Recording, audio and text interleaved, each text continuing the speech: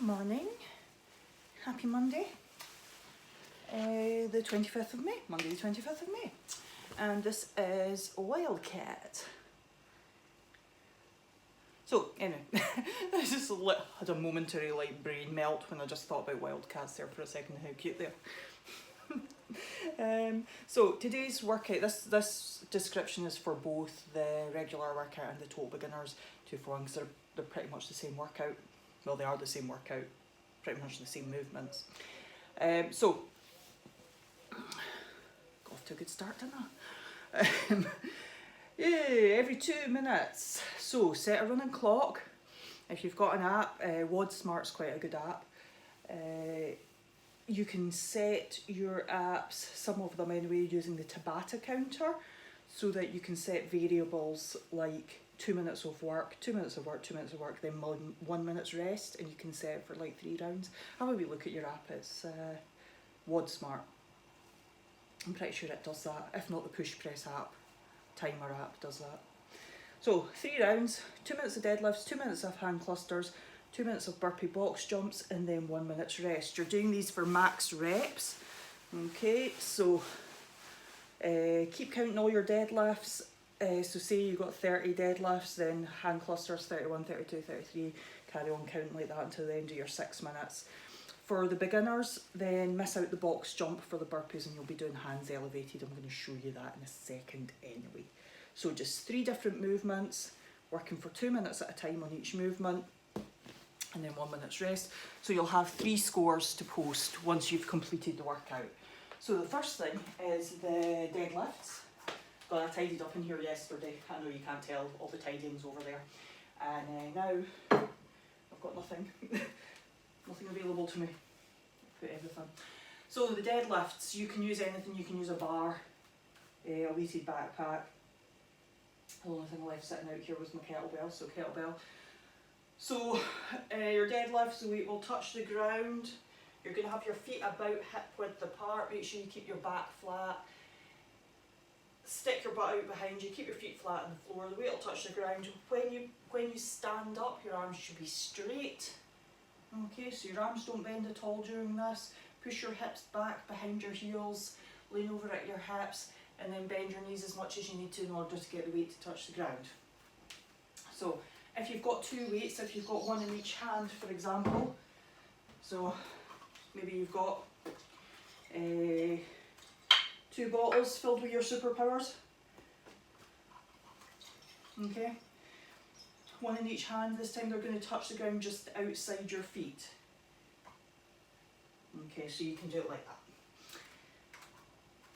For the hand clusters, I'll just stick with my bottles today.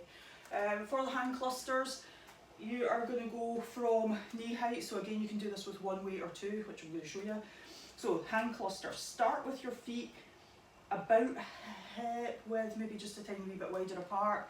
The weight's going to come down between your knees, so your hand should be roughly at knee height in your starting position. You're going to make sure you've got your butt stuck back out behind you. A wee bit as if the similar movement like a deadlift. Okay, from there you're going to stand, okay, fast. Okay, so you're going to stand up fast. You'll notice this shoulder shrugging. It's going to come round, and as the weight's coming round to land on your shoulder, you're going to jump your feet out and catch in a squat. Okay, so all I did was from here, I stood.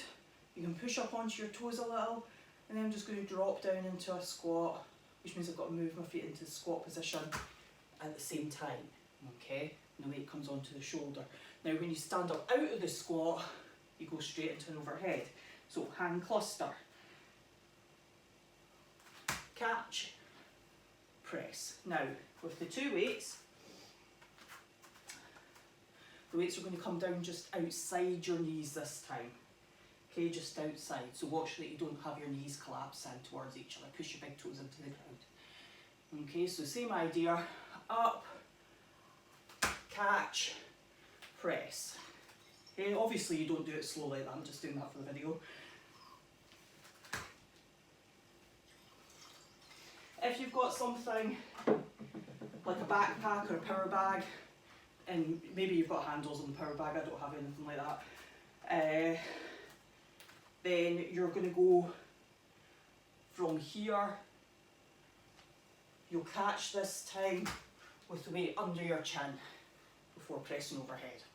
So the hand cluster, the weight comes from the knees, you go into a squat, okay, and then the weight presses overhead.